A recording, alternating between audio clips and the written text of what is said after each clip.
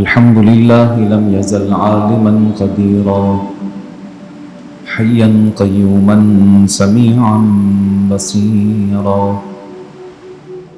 الصلاة والسلام على ما أرسله بالحق بشيرا ونذيرا وداعيا إلى الله بإذنه وسراجا منيرا وعلى آله وأصحابه وأهل بيته وعلماء ملته وأولياء أمته كثيرا كثيرا.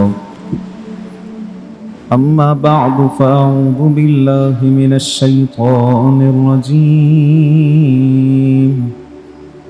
بسم الله الرحمن الرحيم. ولا تتمنوا ما فضل الله به بعضكم على بعض. صدق الله ومولانا العلي العظيم. وبلغنا رسوله النبي الكريم الأمين الرؤوف الرحيم. قال الله تبارك وتعالى في شان حبيبه إن الله وملائكته يصلون على النبي يا أيها الذين آمنوا صلوا عليه وسلموا تسليما. اللهم صل على سيدنا ومولانا محمد وآله وأصحابه وبارك وسلم. مولاي صل وسلم دائما أبدا على حبيبك خير الخلق كلهم. هو الحبيب الذي ترجى شفاعته لكل هول من الأحوال مقتحم. يا رب بالمصطفى بلغ مقاصدنا واغفر لنا ما مضى يا واسع الكرم. اللہ کی سرتاب قدم شان ہے یہ انسان ہی انسان وہ انسان ہے یہ. قرآن تو ایمان بتاتا ہے انہیں. قرآن تو ایمان بتاتا ہے انہیں اور ایمان یہ کہتا ہے کہ میری جان ہے یہ. درود پاک مل کے پڑھ لیجئے. صلی اللہ علیہ یا رسول اللہ وسلم علیہ یا حبیب اللہ. حمد و صلاۃ کے بعد لائق صد احترام معزز و مکرم محتشم سامعین و حاضرین، السلام علیکم ورحمۃ اللہ وبرکاتہ. قرآن مجید فرقان حمید سے ایک آیت کریمہ کا جز آپ کے سامنے تلاوت کرنے کا شرف حاصل کیا ہے. اللہ تبارک و تعالی اس کے ضمن میں صحیح بیان کرنے اور پھر ہم سب کو اس پر عمل کرنے کی توفیق عطا فرمائے. سامعین محترم، اللہ تبارک و تعالی نے انسان کو پیدا کیا اور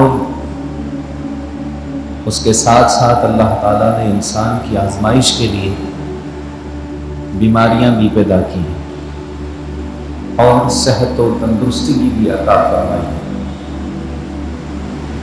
بیماریاں دو طرح کی ہوتی ہیں. ایک بیماریاں جن کا تعلق انسان کے ظاہر سے ہوتا ہے کسی شخص کو آنکھ کا مرض ہے، کسی شخص کو زبان کا مرض ہے، کسی شخص کو کان کا مرض ہے، یا کسی کے ہاتھوں میں مرض ہے، یا کسی کی ٹانگوں میں مرض ہے۔ تو بیماریاں وہ کہ جن کا تعلق ظاہر سے ہے، تو ظاہری بیماریوں کا علاج اور معالجہ کرنے کے لیے ہم ڈاکٹرز کے پاس جاتے ہیں، اور ڈاکٹرز ہمارے ان امراض کے علاج کی دوا ترتیب دیتے ہیں کہ ہمارا وہ مرض دور ہو جائے۔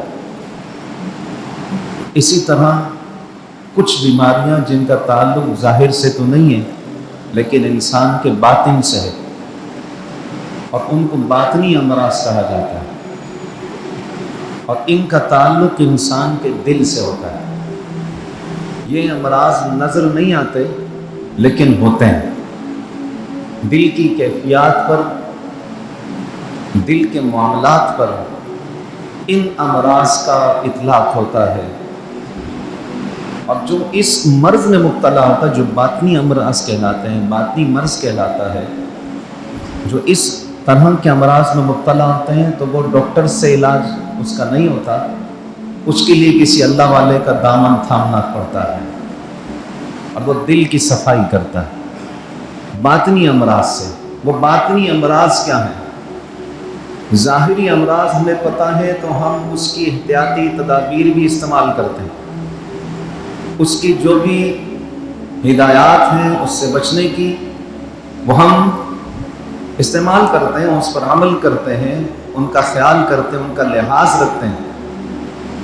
اسی طرح باطنی امراض کا بھی جاننا اور ان کا سمجھنا بہت ضروری ہے کہ یہ باطنی امراض جب ہمیں معلوم ہوں گے تو ہم ان سے بچنے کا اہتمام کریں گے۔ ظاہری امراض سے کہیں درجے خطرناک باطنی امراض ہیں۔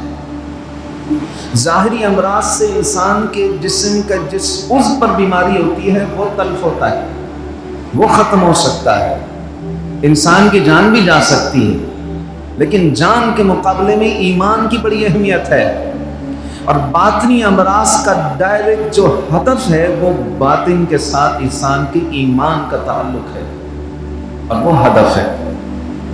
تو سمجھ لیں کہ ظاہری امراض سے تو انسان کی جان جا سکتی ہے، باطنی امراض سے انسان کا ایمان جا سکتا ہے۔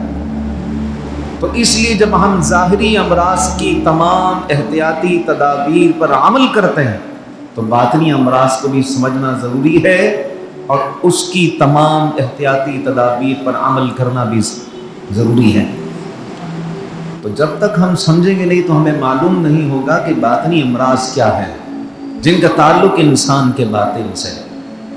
وہ حسد ہے، وہ ریاکاری ہے، وہ بغض و کینہ ہے، وہ عناد ہے، وہ خود پسندی ہے کہ ہر کام میں میں کرنا، اپنی شان چاہنا، اپنی تعریف، یہ باطنی امراض کہلاتے ہیں۔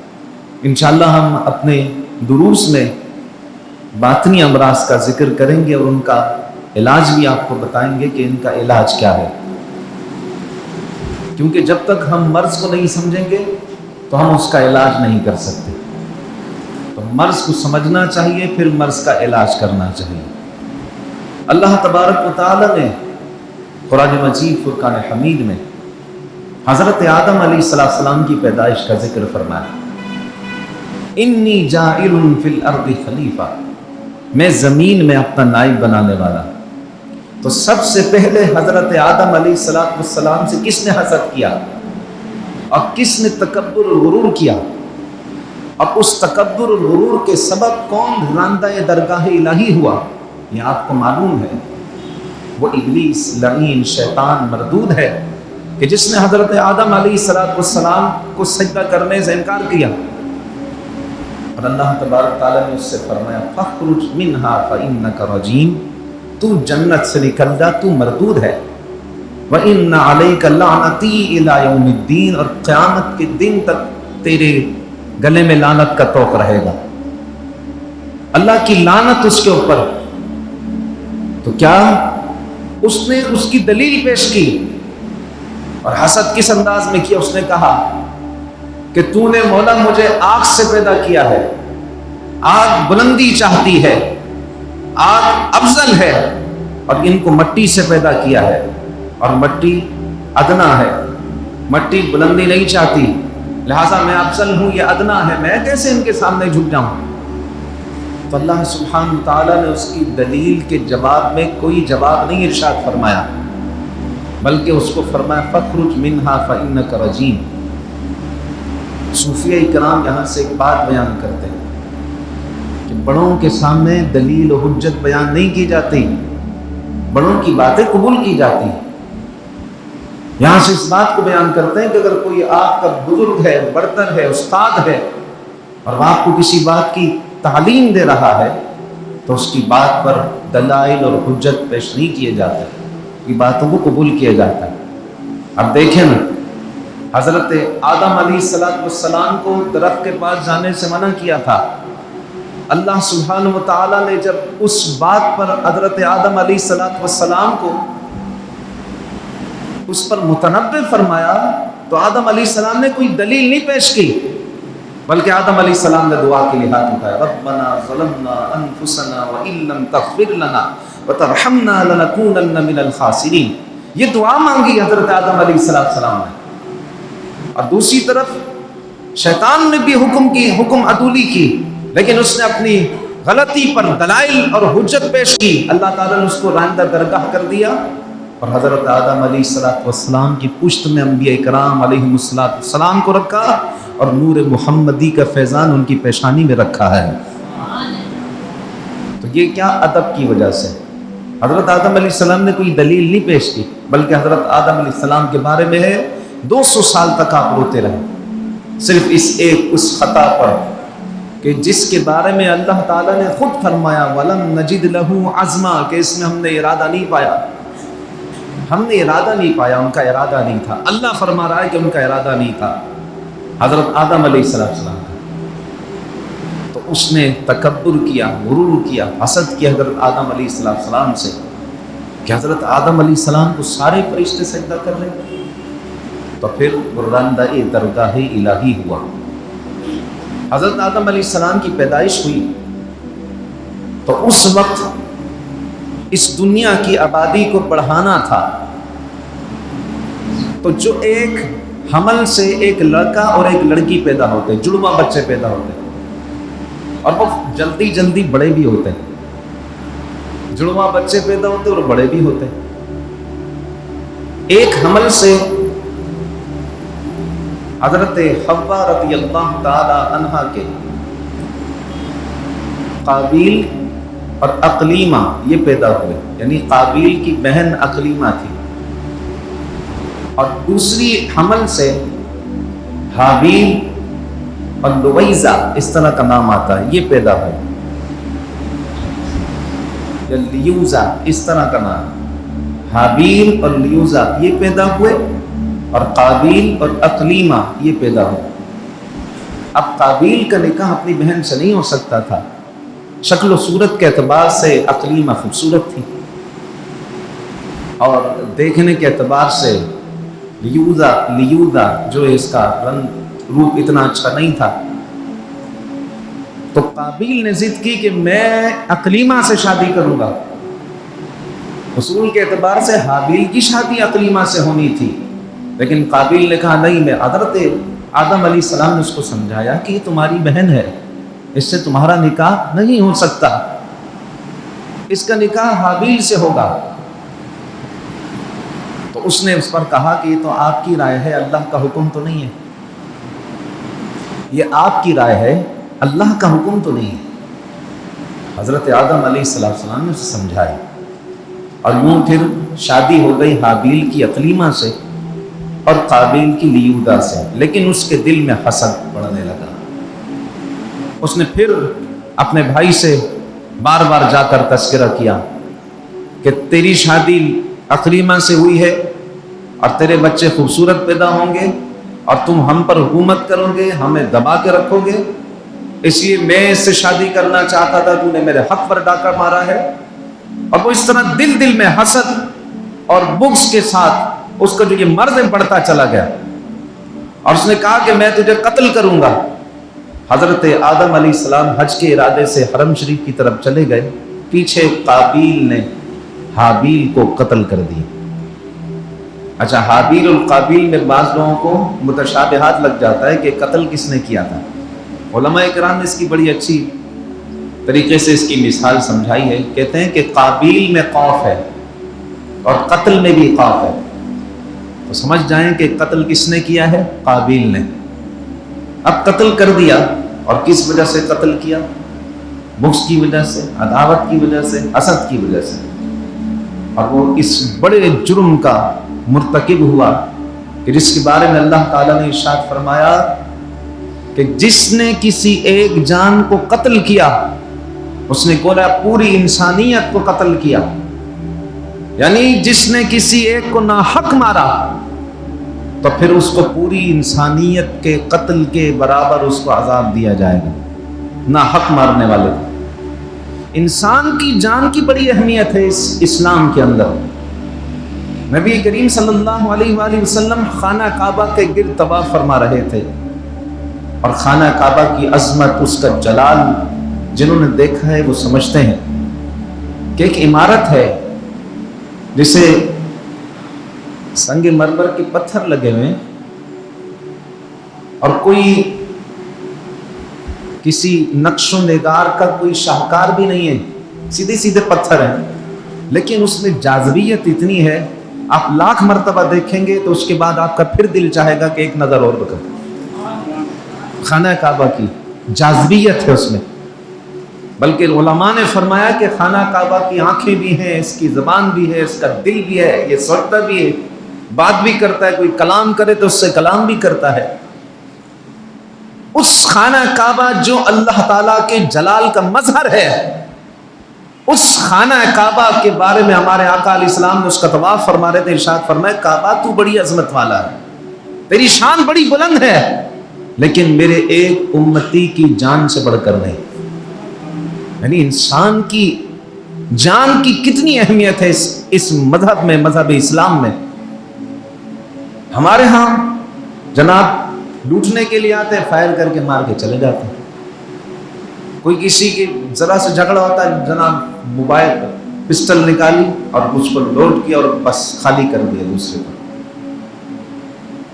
ایسے لوگوں کو کل قیامت کے دن بڑا شدید ترین عذاب دیا جائے گا۔ ہے کسی عدالت، اس دنیا میں بندہ بچ سکتا ہے پیسے کھلا کر، کوئی سورس لگا کر، وہاں نہیں بچ سکتا۔ ہماری ایک زندگی ہے جو مرنے کے بعد شروع ہونی ہے، اور اس زندگی میں ہم نے اپنے ہر عمل کا بدلہ دینا ہے۔ ایسا نہیں ہے کہ یہ بالکل اندھیر نگری ہے۔ اس لیے اللہ تعالیٰ نے قیامت کا بار بار ذکر فرمایا۔ قرآن مجید میں اگر آپ اس کے حصے کریں تو 1/4 حصے پر قیامت کا ذکر ہے، اس کی ہولناکیوں کا ذکر ہے، اس میں جو مجرمین کو گھسیٹ کر لایا جائے گا اس کا ذکر ہے، اس میں جو جہنمیوں کو کھلتے ہوئے عذاب دیے جائیں گے اس کا تذکرہ ہے، اور قیامت کا ہولناک منظر اللہ تعالیٰ نے اس انداز میں بیان فرمایا، یوم یفر المرء من اخیہ، آدمی اپنے بھائی سے بھاگ رہا ہوگا، وَأُمِّهِ وَأَبِيهِ، اپنے ماں باپ سے بھاگ رہا ہوگا، وَصَاحِبَتِهِ وَبَنِيهِ، اور اپنی بیوی بچوں سے چھپ رہا ہوگا، لِكُلِّ امْرِئٍ مِّنْهُمْ يَوْمَئِذٍ شَأْنٌ يُغْنِيهِ، اور اللہ تعالیٰ فرماتا ہے اس دن ہر شخص کو اپنی فکر پڑی ہوگی، کوئی کسی کا پرسان حال نہیں ہوگا۔ وہ دن بڑا خطرناک ہے، اور اس دن پھر ہر عمل کا بدلہ دینا ہے، ہر عمل کا جواب دینا ہے۔ تو جناب مار دیتے ہیں لوگ، قتل کر دیتے ہیں، تو ناحق قتل جس نے کیا اس نے پوری انسانیت کو قتل کیا۔ بڑا شدید ترین یہ گناہ ہے، کسی بھی انسان کو ناحق قتل کرنا، ناحق مارنا۔ انسان کی بات کر رہا ہوں، مسلمان کی نہیں۔ مسلمان کو مارا تو بہت شدید ہے معاملہ، انسان کو، کوئی غیر مسلم کو بھی ناحق قتل نہیں کیا جا سکتا۔ یہ اسلام جو مذہب اسلام ہے، یہ تو غیر مسلموں کو بھی محفوظ اور ان کی بھی حفاظت کرتا ہے، ان کو بھی اپنے ملک میں پناہ دیتا ہے، تو ان کے لیے اپنی جان کی بازی لگا دیتا ہے ان کی حفاظت کے لیے۔ یہ دین اسلام ہے۔ تو پہلا قتل کس بات پہ ہوا؟ حسد کی بنیاد پر. یہ انسانیت کا پہلا قتل ہے. تو آپ نے دیکھا حسد کتنا برا ہے. نبی کریم صلی اللہ علیہ وآلہ وسلم نے ارشاد فرمایا حسد نیکیوں کو جلا دیتا ہے جس طرح سوکھی لکڑی کو آگ جلا دیتی. ایک شخص سے نماز پڑھ رہا ہے. اب یہ بات ذرا توجہ سے سنیے گا. نماز پڑھ رہا ہے 5 وقت کی، رات میں اٹھ کر تہجد بھی پڑھتا ہے، قرآن کی تلاوت بھی کرتا ہے، اور ساتھ ساتھ ذکر و اذکار بھی کر رہا ہے. جناب ہاتھ میں ایک عدد تسبیح پہنی ہوئی ہے اور وہ اللہ کا ذکر ہے، درود شریف، کوئی بھی ذکر و اذکار بھی کیے جا رہا ہے، غریبوں کی مدد بھی کرتا ہے. لیکن ایک ایسی خرابی ہے اس میں، وہ خرابی حسد کی ہے. وہ کسی کو دیکھ کر نہ وہ جلتا ہے. کسی کی ترقی اس کو ہضم نہیں ہوتی. وہ ترقی اس کے بھائی کی ہو، اس کے پڑوسی کی ہو، اس کے رشتہ دار کی ہو، اس کے محلے دار کی ہو، کسی کی بھی ہو، اس میں یہ خرابی ہے. یہ باطنی مرض ہے. یہ ظاہری مرض سے زیادہ خطرناک ہے. آپ کو دل کا عارضہ ہے نا، دل کو اگر دل کا مرض ہے، اندر جسم میں کوئی، آپ کے جسم میں کوئی پھوڑا نکلا ہوا ہے، اس سے جسم کا اتنا حصہ متاثر ہوگا. آپ کی زبان پر چھالے ہیں تو اس سے زبان متاثر ہے. اگر آپ کے ہاتھ میں ریشہ ہے تو اس سے ہاتھ کپ کپائیں گے. لیکن آپ کے نیک اعمال ضائع نہیں ہوں گے، آپ کی نمازیں ضائع نہیں ہوں گی، آپ کے صدقہ اور خیرات ضائع نہیں ہوں گے، آپ کی راتوں کو جو جاگ کر آپ نے نوافل پڑھے وہ ضائع نہیں ہوں گے اس بیماری سے. لیکن یہ جو باطنی بیماری ہے حسد کی، اس بیماری کے آتے ہی وہ جو رات میں جاگ کر عبادتیں کی تھی، ادھر عبادت بڑھ رہی تھی، حسد والی بیماری ہے، اس نے ساری عبادت کو تباہ کر دیا. پتہ بھی نہ چلا بندے کو. اور ایک طرف بندہ محنت کر رہا ہے جناب، عبادت ریاضت، اور بڑا اس کے ماتھے پر سجدے کا نشان بھی ہے، لیکن دوسری طرف حسد کر رہا ہے. یہ بڑی خطرناک بیماری ہے. یہ شیطان کس انداز سے لاتا ہے نا، آپ سوچ بھی نہیں سکتے. اور اس انداز سے شیطان کا سب سے آسان ترین وار ہے کسی کی نیک اعمال کو ضائع کرنے کے لیے. اور وہ کیسے کرتا ہے؟ حسد دل میں لاتا ہے. حسد کی تعریف بھی یہی ہے. حسد کے بارے میں علماء کرام فرماتے ہیں الحسد ان تتمنى زوال نعمت المقصود الیک. حسد یہ ہے کہ اس بات کی تمنا کرنا کہ اس سے یہ نعمت زائل ہو جائے اور مجھے مل جائے، اس کو کہتے ہیں حسد. اب یہ جب جذبات دل میں آئے کہ جناب اس سے ختم ہو جائے، ارے یہ کیوں ترقی کر رہا ہے، کسی نے گھر لے لیا تو ارے کہاں سے پیسے کما لیے اس نے اتنے، اچھا جناب کسی کی اچھی جاب لگ گئی تو اس نے کیسے لے لی. ایک شخص تھا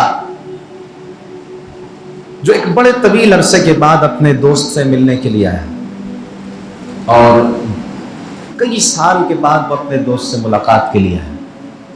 آپ سوچ دیکھیں اور اس حکایت سے عبرت حاصل کریں. اس نے جس حالت میں اپنے دوست کو چھوڑا تھا، کئی سال کے بعد آیا تو اسے اسی حالت میں پایا. اس میں کوئی ترقی نہیں ہوئی، اس کے نہ چال چلن میں کوئی ترقی ہوئی، اس کی زبان گفتار میں کوئی ترقی ہوئی، نہ کوئی اس کے لحاظ اوڑھنے بچھونے میں کوئی تبدیلی آئی. جیسا چھوڑ کر گیا ویسا ہی تھا. اور تھا وہ بہت قابل، یعنی اپنی قابلیت سے وہ بہت تبدیل کر سکتا تھا اپنے آپ کو، لیکن تبدیل نہیں ہوا. اچھا یہ جو دوست چھوڑ کر گیا تھا یہ کاروبار کرتا تھا،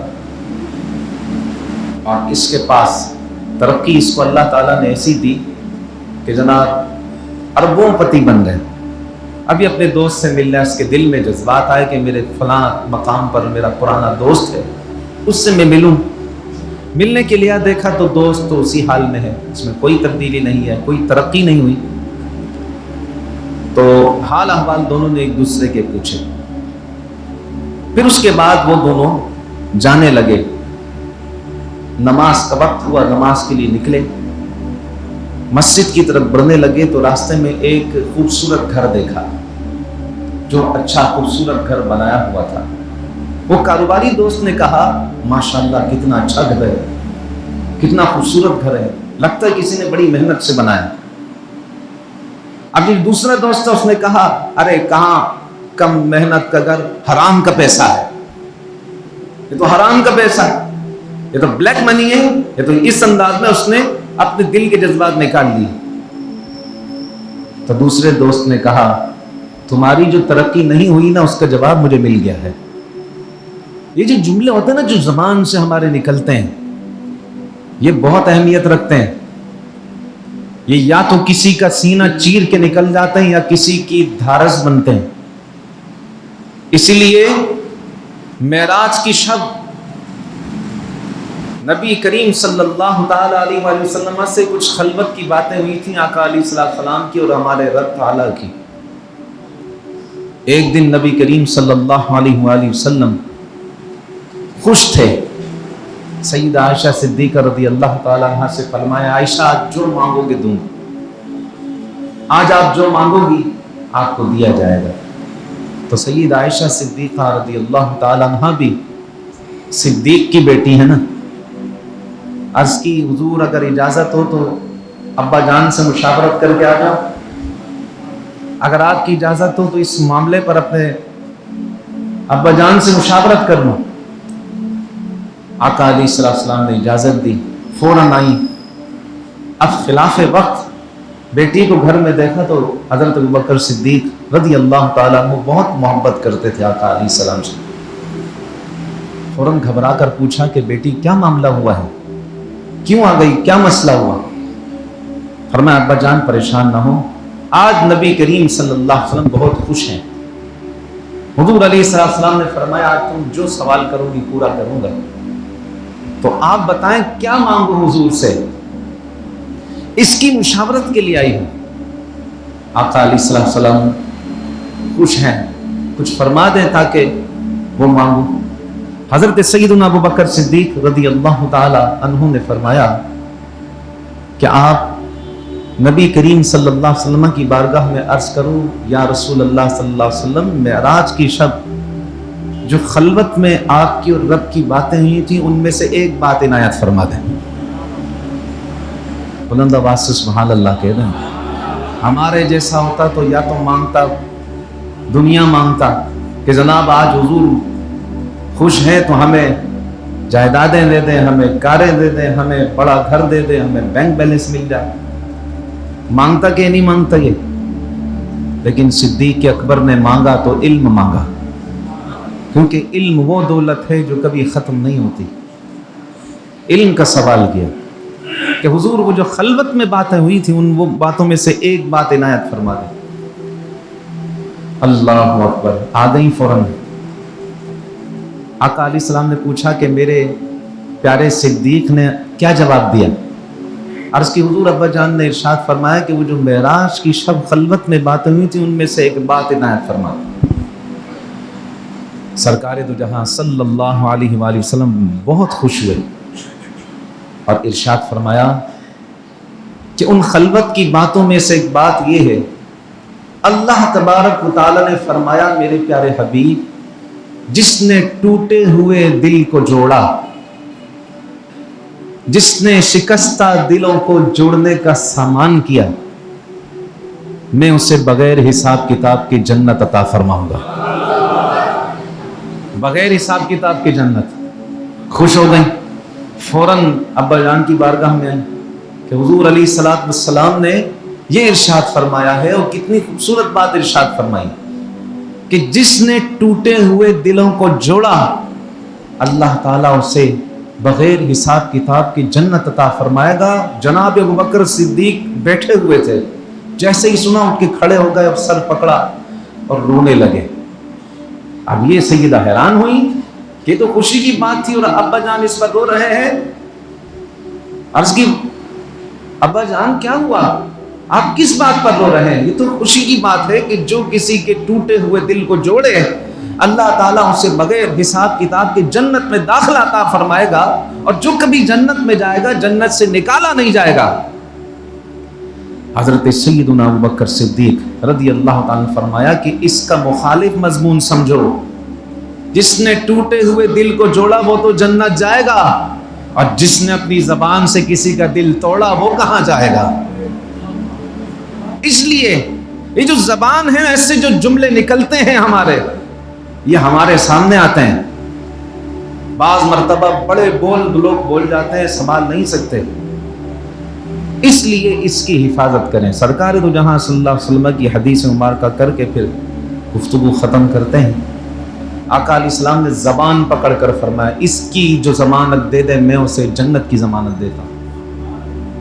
عربی زبان کے ایک شاعر کا ایک شعر ہے، جراحات السنان لہت تیام ولا یلتام ما جرح اللسان، کہتے ہیں کہ زبان جو زخم نیزے سے لگا ہو ان کے لیے مرہم ہے، نیزے سے تلوار سے لگے ہوئے زخم کے لیے مرہم ہے، ولا یلتام ما جرح اللسان، اور جو زخم انسان کی زبان سے لگتا ہے اس کے لیے کوئی مرہم نہیں ہے۔ اس لیے اس کی بڑی حفاظت کرنی چاہیے، بڑے اچھے انداز سے گفتگو کرنی چاہیے، اور حسد سے اللہ کی پناہ مانگنی چاہیے۔ کسی کے دل میں جذبات پیدا ہوں، صحابہ کرام نے عرض کیا رسول اللہ اگر ہمارے دل میں کسی مسلمان بھائی کے لیے حسد کے جذبات پیدا ہوں تو ہم کیا کریں؟ ارشاد فرمایا تم اس کی تعریف کرو، اس کی شان بیان کرو، اور اللہ کی بارگاہ میں یہ دعا کرو کہ یا اللہ جس نعمت سے تو نے اسے نوازا ہے اس میں برکت عطا فرما اور مجھے بھی اس نعمت کو عطا فرما۔ اللہ کریم ہمیں حسد کی اس برائی سے محفوظ فرمائے۔ انشاءاللہ بقیہ بیان اگلے درس میں ہوگا۔ آمین بجاہ سید المرسلین وما علینا الا البلاغ المبین۔